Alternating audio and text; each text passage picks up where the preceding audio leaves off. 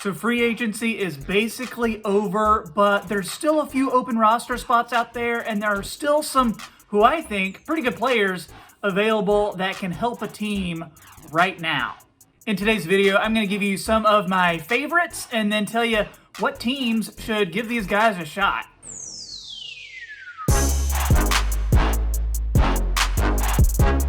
How's it going, everybody? This is Troy with the Half Court Report YouTube channel, and today's video talking free agents who still are unsigned, and I think these guys have the talent to where they can still help some teams though. If it's your first time here, make sure you are subscribed to the channel. I post NBA videos several times a week about all different kinds of topics. And if you like this kind of content, make sure you drop a like on the video. Only takes a second and really helps out the channel. So the first guy I'm going to talk about is Shabazz Napier.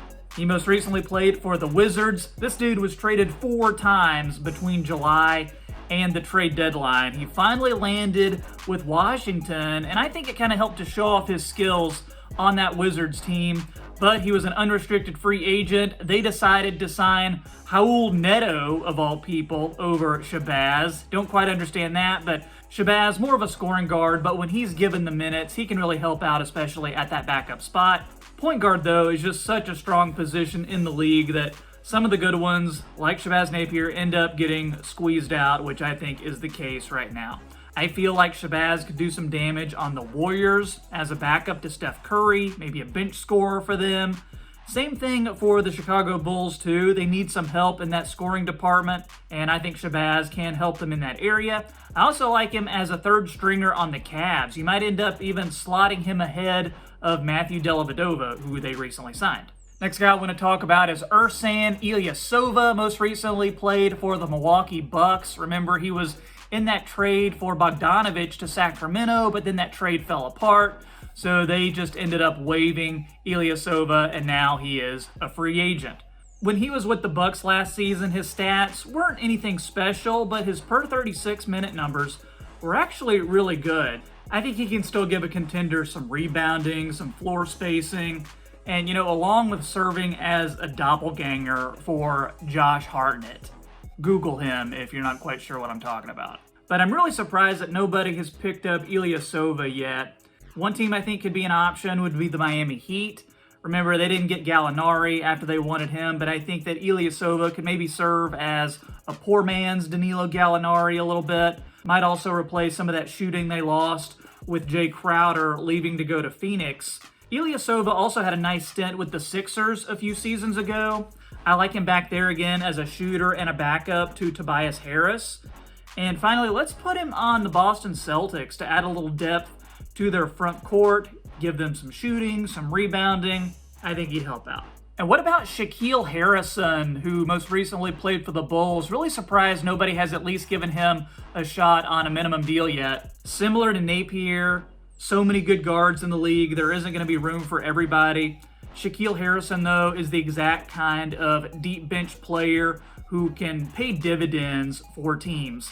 Check this out. Last season, he improved his shooting, shot almost 40% from 3, recorded a fairly solid assist-to-turnover ratio.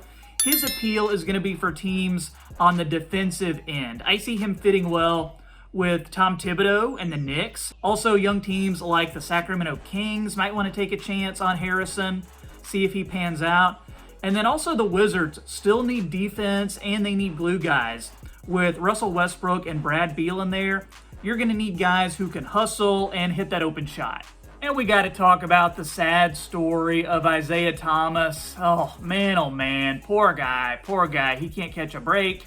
At his peak, he was an MVP caliber player. He was an all-star, averaging nearly 30 points per game. But, you know, he had that hip injury with the Celtics. That has really derailed his career.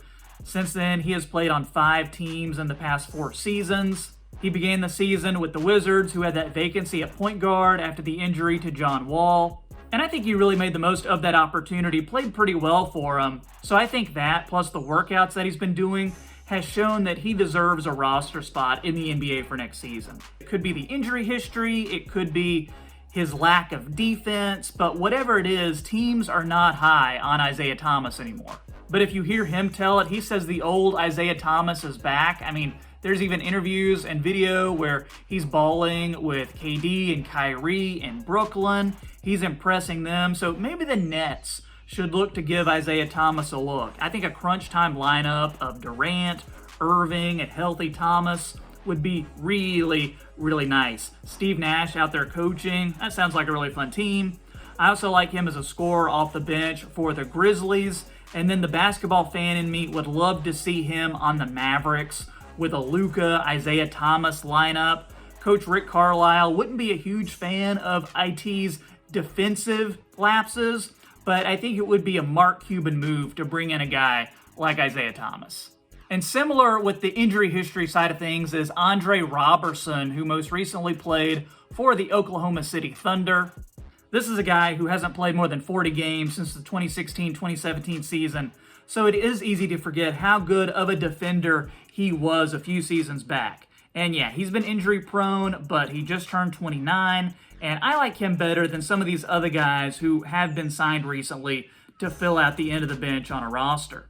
Big problem with Roberson is he never really found that outside shot, but his energy gave him some offensive value in transition as an off-ball cutter and off the glass. Teams that might want to give him a look, I think, include the Warriors. They're not going to count on him to stretch the floor any, but he's a good vet to come in off the bench, give you some good run, or maybe a defensive stop here and there.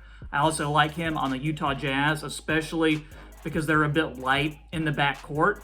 Then you've got a team like the Hawks, who have really spent this past offseason really fortifying their defense. So I think you could add Roberson to that collection of players that they're using to reshape that defensive identity. Finally, I want to talk about Kyle Kover, one of the best shooters to ever play in the NBA. And I think a big reason this guy isn't signed yet is because he hasn't really decided if he's going to play for another season or not. Because remember, he's had quite the career. Former All-Star, played on some very high-level teams, one of the best shooters ever, but he is closing in on 40 years old. I think he can help plenty of teams, give them a solid 15 minutes off the bench. And, even if he doesn't score, his threat to score really opens up the floor for the other guys that he's going to be playing with. I know he played for the Bucks last year, but I think they could look to bring him back at some point this season. He was a vital piece to their team this year. I also think the Lakers have major interest. He'd fit in well there. He could do what somebody like Danny Green did for them, but for a fraction of the cost. Finally, he'd get tons of open looks on the Nuggets. Imagine Jokic passing it out to Kover from a double team. Nice basketball, and that would be a solid move for them.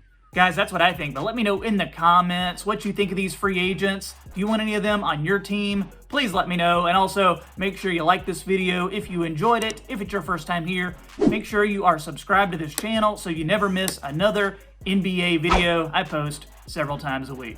Hey, thanks so much for watching. This is Troy with the Half Court Report, and I'll see you next time.